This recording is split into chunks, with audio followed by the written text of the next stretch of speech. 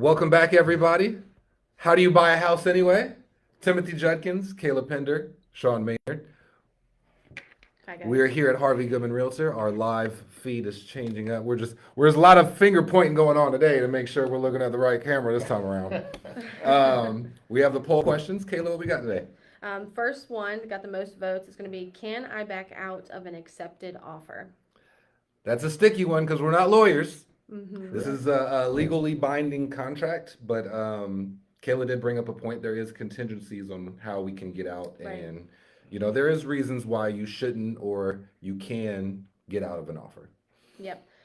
So with the contingencies, and this is stated in the contracts too. So there is an inspection period that you have in a contract to get your home inspected. If it doesn't meet inspection requirements, that's one of the reasons that you could back out of an offer. Yeah, absolutely. There's a couple of other ones too. You want to talk about appraisal or Yeah, financing? I mean, obviously, if your house doesn't appraise, or the house that you're trying to buy doesn't appraise, no bank is going to loan the money on something that is not worth that price. So there's potential you can back out of an agreement with that.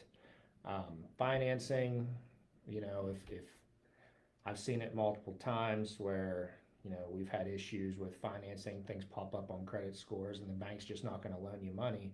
Well, if you can't get the money, you can't buy the house. Those are legal ways out of a contract if it came down to it. You're not stuck spending the money that you don't have, Right. basically. Yeah. And potentially, if you just decide not to move forward with the deal, it is a legally binding contract. So you're risking the earnest money that you put forward, and you're risking a lawsuit that the seller could actually hold you accountable because you're wasting his time, money, and resources by not following through on a legally binding contract that you physically signed. Right.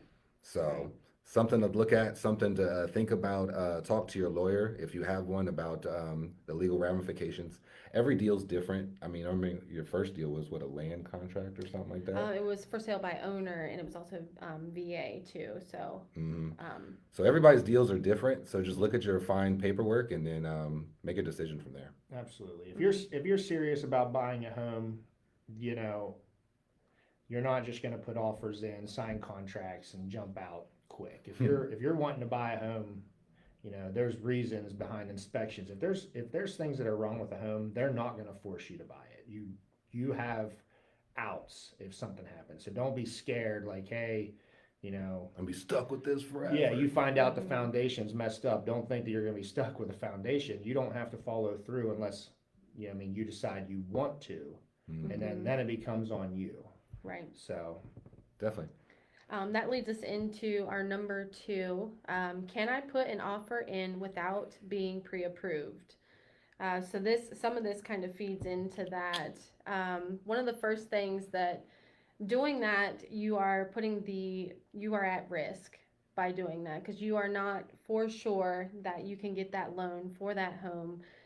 So you're kind of going in it blind. You're also going in blind for the seller. The seller are they going to trust that you're able to buy that home, being that you've not been pre-approved for that home?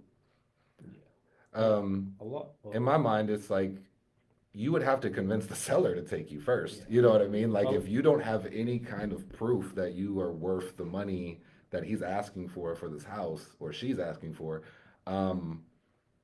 I hope you're a good swindler or something. I hope you can convince him because it's hard. A lot of sellers aren't going to accept an offer that's without a pre-approved letter. Yeah, they're not even going to talk to you. I mean, Yeah. if you're a cash buyer, you're still going to have to show proof. Yeah, show funds. proof of funds. It's Mm-hmm. very, very seldom have I ever seen. I don't even know if I've actually ever seen anybody accept an offer without a pre-approval. Just as a No. seller, you're going to take your house off the market on hopes and dreams.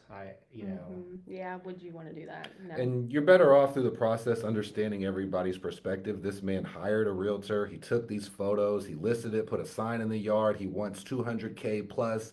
And if you don't have any kind of proof, why would you waste their time and energy to take it off the market in hopes that you might find the money out the sky to pay for it? So when people ask you for pre-approvals, it's not just agents. The sellers are going to ask us. So we're trying to beat them to the punch and let them know ahead of time. Otherwise, you're just going to send us through that ringer anyway. Now, Yeah.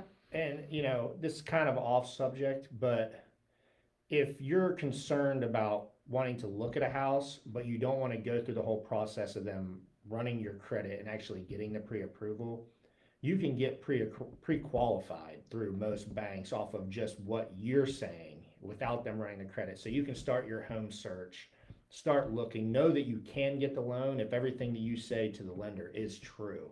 But before you put that offer in, I don't want to say all, but most sellers are going to want to see a pre-approval letter. Yeah. But absolutely, if you can get pre-qualified, look at houses, find the one you want, get the pre-approval when you find the one you want. You lose out on negotiating power too. If you don't have for certain that you can buy that home, you can't negotiate back and forth with something that you don't have. So you lose out on that as well. And if this seems complicated, it is. There's a lot of moving parts when it comes to these things. This is why we're opening this, conversation for you guys, why we're throwing polls out there, trying to have live sessions.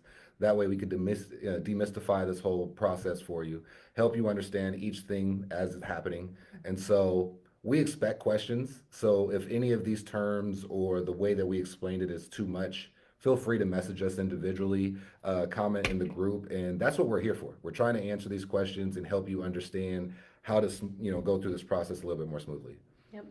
Yep, that sounds good. I think that's about all we have as far as the questions go today. Tim, you have an open house Yes. coming up. So just a few announcements. I have my open house on Sunday. It's from 11 a.m. to 2. So before you guys go to the Super Bowl and watch the game and all that, stop on by. I'll have breakfast. I'll have a few snacks for people. So if you're looking to get a little bit of fuel on your way, stop on by. Right. I have a lot in Martins Ferry that if anybody is part of maybe Parks and Recreation or knows anybody on maybe City Council or something like that, have them reach out to me and maybe I can connect them with this lot and help get this sold for my client too. Absolutely. Yeah, we had how big is the lot? Do you know? I cannot remember off the top of my head at this point. It's been on the market for a little bit. Where is it at? It's in Martins Ferry, Ohio Avenue. On Ohio Avenue. Yep. Yeah. It's like a little corner lot. We did a little video for it too, so we're going to share that after this so you guys can have an idea of where it's at, and the price point I believe is probably on that video. You have any listings or anything going on, Shawn? I got a couple incoming listings, but nothing set in stone that I really can bring up, say on the market. Legally yet. Yes, nothing legally yet. So yeah, he has some really good ones too. I've seen that some are stuff coming in. So keep your eyes peeled. Yes, if you want to be in the know before everybody else, reach out to Shawn, and maybe he can paint a few pictures for you guys.